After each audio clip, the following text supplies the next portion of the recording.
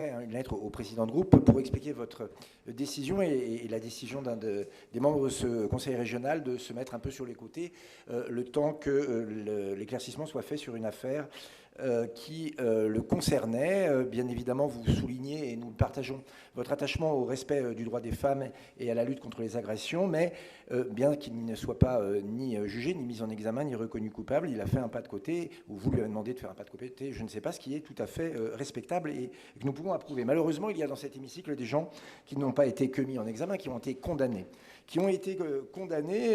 Alors qu'eux ne bénéficient pas de ce système de prévention. Eux sont toujours là. Et ils donnent une image de notre Assemblée qui, je crois, est dégradée. Je ne suis ni policier ni juge, bien sûr, mais je fais confiance à notre justice. Et quand il y a prise illégale d'intérêt, dans les temps que nous traversons, il faut des mesures conservatoires. Souhaitez-vous, Monsieur le Président, mettre fin aux 2 poids, 2 mesures et appliquer les mesures conservatoires que vous avez appliquées à l'un des membres de cette Assemblée, aux 2 personnes, Mme Gaillot et M. Grosdidier, qui ont été condamnés pour prise illégale d'intérêt. Merci beaucoup. Monsieur Jacobelli, s'agissant de notre collègue, je précise que c'est lui qui a souhaité se mettre en retrait. Je ne lui ai pas demandé, il l'a fait, et je pense que c'était une décision sage de sa part. S'agissant de Pascal Gaillot ou de François Grosdidier, il me semble avoir eu l'occasion de vous répondre. Je pense que c'était en CP sur ce point. Vous revenez sur le cas de notre collègue Pascal Gaillot qui a été condamné pour ne pas s'être déporté lors du vote d'un dossier. Il a été établi qu'elle n'avait en rien profité de la situation, qu'aucun enrichissement personnel n'était intervenu. Je tiens à le rappeler. Je rappelle également que... Attendez, s'il vous plaît, je vous ai laissé parler.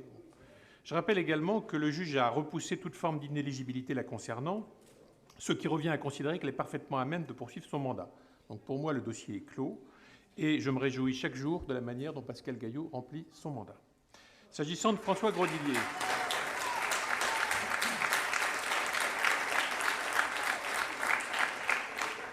S'agissant de François Grosdidier, il est poursuivi pour une affaire ancienne datant de l'époque où il était parlementaire et à propos de l'usage de ce qu'on appelait à l'époque la réserve parlementaire. Il a été condamné en première instance et a interjeté appel du jugement. L'affaire sera donc rejugée. Comme pour Pascal Gaillot, il n'a en rien profité à titre personnel d'un quelconque... Attendez, s'il vous plaît. Monsieur, s'il vous plaît. Il n'a en rien profité d'un quelconque avantage ou enrichissement dans cette affaire.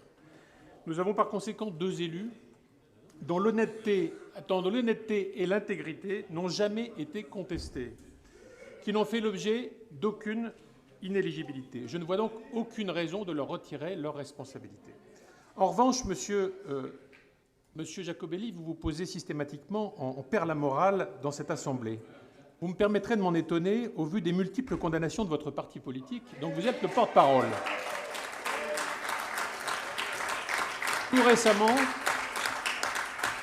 Tout récemment, ça date d'une dizaine de jours,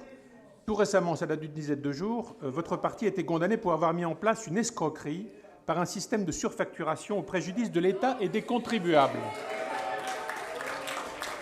Et Madame Le Pen